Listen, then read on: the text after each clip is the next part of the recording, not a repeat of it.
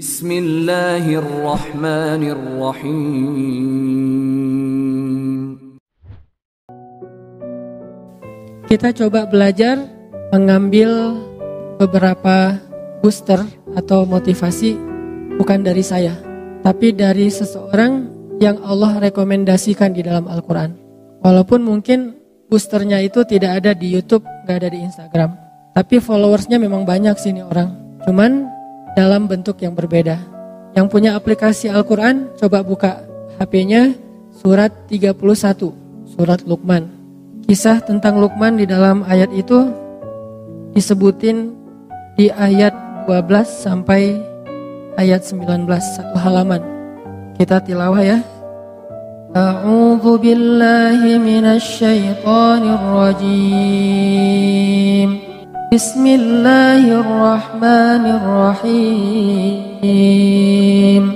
Walaqad atayna Luqmanal hikmata an ishkur lillah wa man yashkur fa innama yashkuru li nafsihi wa man kafara fa innallaha ghaniyyun hamid. Dan sungguh telah kami berikan kepada Luqman al-hikmah supaya bersyukur kepada Allah. Dan barang siapa yang bersyukur, maka sesungguhnya dia bersyukur untuk kebaikan dirinya sendiri.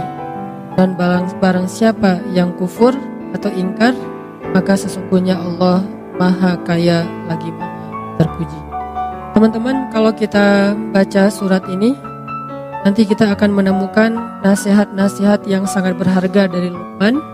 Ada di halaman yang tadi kita baca, ayat 12 sampai ayat 19. Itu semuanya isinya nasihat Luqman kepada anak. Siapa Luqman?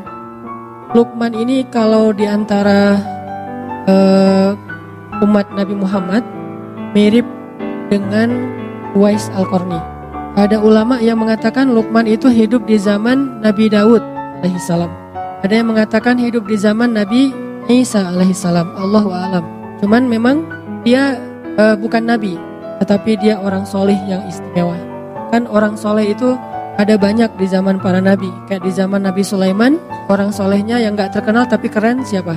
Di zaman Nabi Sulaiman, hamba Allah yang bisa membawa singgasana Balqis dari Yaman ke Palestina cuma dengan sekedip mata. Sampai jin Ifrit aja butuh waktu beberapa jam, kayak kecepatan pesawat. Jadi kalau kata Ifrit, wahai Sulaiman, saya bisa bawa singgasana Balqis yang ada di Yaman. Yaman Palestina itu kalau naik pesawat kurang lebih, kalau nggak salah 4 jam. Saya bisa bawa singgasana Balqis dari Yaman ke Palestina sebelum engkau bangun dari tempat dudukmu. Maksud sebelum engkau bangun ini, kata ulama tafsir, sebelum rapat selesai. Dan rapat waktu itu kurang lebih ya 2 jam 3 jam lah. Berarti kecepatan Ifrit itu kecepatan pesawat. Sebelum rapat selesai, singgasana itu udah ada di hadapan engkau, wahai Sulaiman.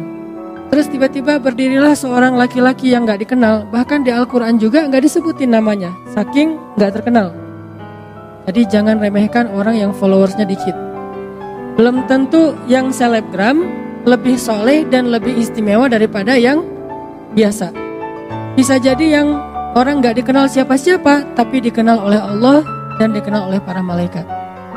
Kan yang paling penting Allah subhanahu wa ta'ala yang nge-like ya setiap postingan kita. Dan kalimat like dari Allah itu radhiyallahu an, itu penting banget tuh. Kalau kita like-nya like manusia, kalau sahabat like-nya like pencipta manusia radhiyallahu an. Abu Bakar radhiyallahu an, Umar radhiyallahu an. Anak Ataki gak ada kan?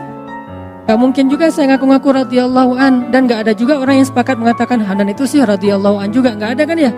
Berarti belum dapat like dari Allah subhanahu wa ta'ala. Paling dapat like dari manusia.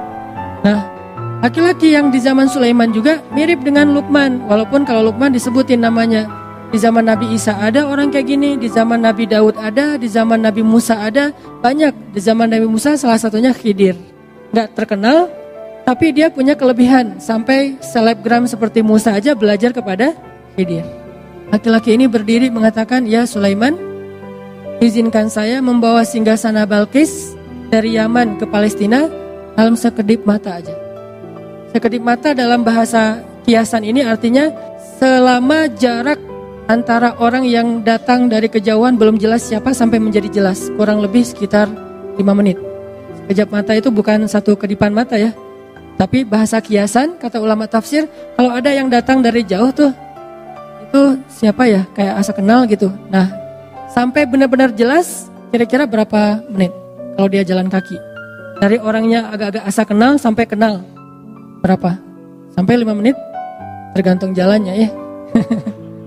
Kalau dia jalannya normal, ya paling lama 5 menit lah, nggak sampai lah, semenit juga udah jelas. Oh iya si fulan. Walaupun kadang-kadang ada yang dari jauh juga udah ketahuan, saking kita menandain banget ya.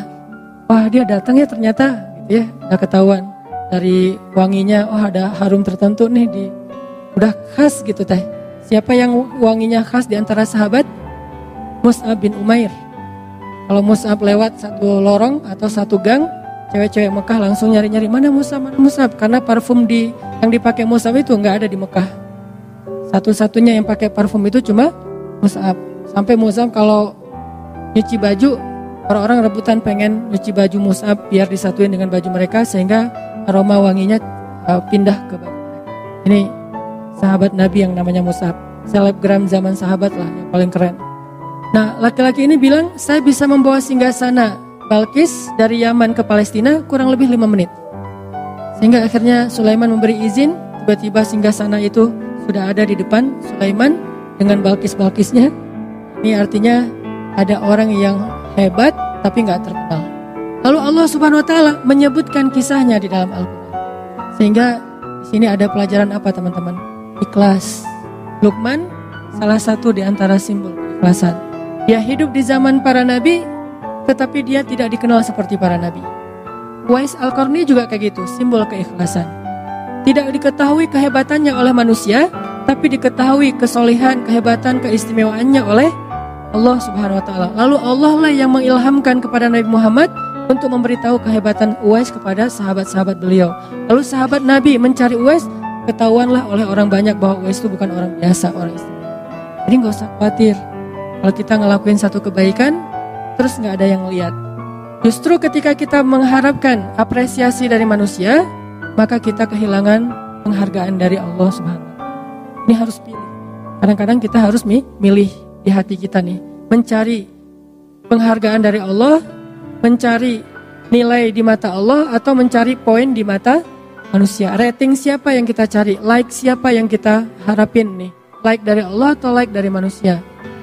Ini soal hati ya, bukan soal gimana kita memposting sesuatu. Kadang-kadang secara zahir kita emang ngeposting sesuatu yang buat manusia nge-like. Tapi bukan itu yang kita cari. Ini masalah apa yang diharapin oleh hati kita. Sehingga kita tidak akan menjadi putus asa, berkecil hati, merasa kayak nelangsa gitu. Kalau ada kebaikan yang kita lakuin, orang gak tahu. Ada kebaikan yang kita lakuin, orang gak menghargai. Ada kebaikan yang kita lakuin, malah orang menafikan gitu, mengingkari. Karena Allah Subhanahu Wa Taala alimun syahidun. Allah maha tahu, Allah maha menyaksikan, Allah maha basir, maha melihat, dan gak ada yang sisa. Sehingga akhirnya Allah mengisahkan kisah laki-laki itu di zaman Sulaiman.